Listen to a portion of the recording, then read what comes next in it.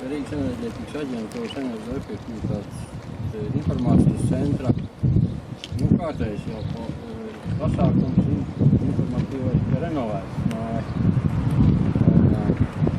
Šoreiz mēs uzaicinājām pastāstīt tos cilvēkus, kas zina šo procesu, kādu māju ir nonākusi līdz šādam jaukam rezultātam. Un domāju, ķersimies pie lietas un vārds Alim Renfeldam pastāstīt sevi prezentēt un... Jā, sveicināt.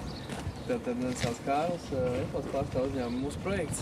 Mēs tā teikt šai mājai palīdzējām biedrībai, konsultējām un palīdzējām tikt līdz šim esošajam rezultātam, kas mums tagad ir redzams.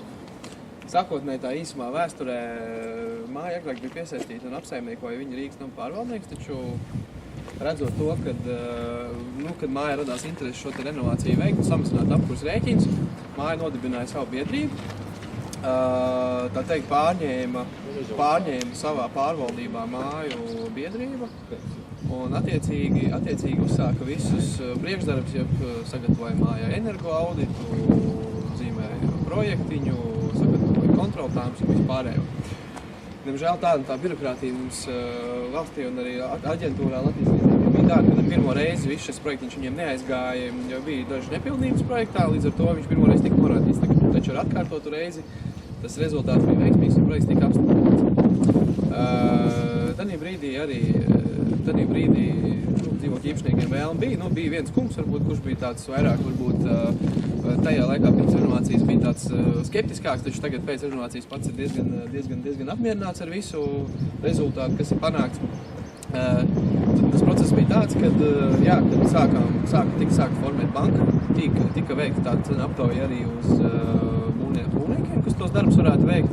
Atrasts arī šis būvuzraugs, kurš veic būvdarbu vadītājs arī, protams, autouzraudzību veic tātad mūsu projekts, ko es pārstāvu. Beigās tātad tika atstāts būvnieks Torensbergs, kurš bija gatavs šos darbus veikt par tādām izmaksām, kuras apmierināja māju.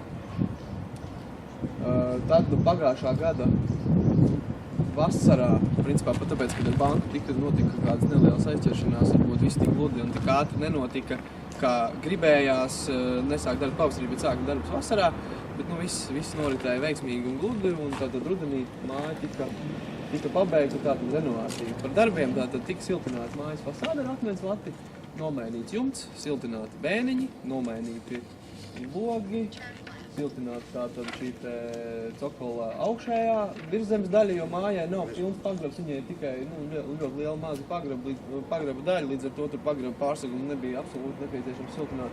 Tad uzklāja jaunu betonu apmali, kas bija durvis, ja nemaldos, nomainīja bēniņu siltināja, to es teicu, un apkurs cauruļu tātad siltināšanu. Tie bija tātad tie darbi, kurus šai mājai renovācijas ietvaros veica. Tā ekonomija, teikšu tā, šī ziema pārziemota, aizvadīta, un tā ekonomija, man jau diezgan precīzi ir jau pateikts, tātad tas samazinājums bija pēc 7,35% reāli salīdzinājumā, teiksim, ar iepriekš, un patiešām tā ekonomija arī ir mazāk, jo mums padās ir pretī identiska māja, kur arī tagad gatavo visu dokumentāciju šam projektam, jo viņiem pirmais piemērs ir, un viņi tiešām redz un tic, ka tas rezultāts ir. Un tad šī blakus māja tagad arī uz šo te projektu iet, jo viņas principā ir identiskas. Mums arī ļoti viegli salīdzināt kaut vai apkurs rēķinu māju, kur pat identiski, kas nav siltināta, un tātad māja, kur mums ir nosiltināta. Tas īsumā viss, un tur droši ir kaut kāds jautājums, ja kaut kādi ir, varat uzdot. Kādā situācijā bija tā apkurs sistēma, vai tai vajadzēja kaut ko darīt? Apkurs, maza māja, tas ir viens, līdz ar to tur kaut kāds regulators, siltuma skaitītājs uzskatām, ka nebija nepieciešams likt. Sistēma bija pietiekoši normālā stāvoklī, pietika ar maģistrālu caurulu nosiltināšanu, lai nebūtu zudumi, jo viņas iet pa visiem bēniņiem, kas mums ir augstā telpa, kā zināms. Nebija nepieciešams, jo no siltummezgla ir gan automātiskā sistēma, siltummezgls ir pietiekami jauns, kur Rīgas siltums ir uzstādījis. Tagad precīzi gadus, cik neatceros atpakaļ, bet pietiekami jauns, moderns un nebija vajadzīgs īpaši. Arī tie finanšu līdzekļi tik mazai mājai nav tik plaši pieejami, lai varētu izvērsties, teiksim, tādās lielākās tādās investīcijās un modernizācijās. Un ko vai vajadzēja kopīgo ventilācijas sistēmu kaut ko uzlabot vai revīziju iztaisīt vai kā? Vajadzēja, bet tas atkal Palika aiz burta? tas katram individuāli.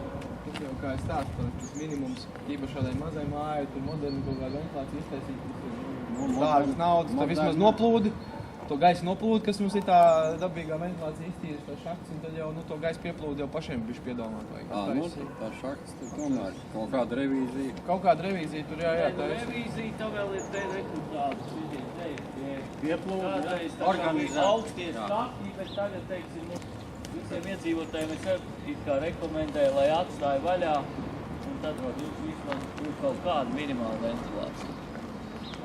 Tas projektā paredzētais. Jā. Ir maksājums par renovāciju, man liekas, bija kaut kāda 50 centīmi maksājums par renovāciju, kas bija bankai ar to kvadrātmetru aptuveni. Cik katru mēnešu maksāja? Kaut kāds, man liekas, 50, ne?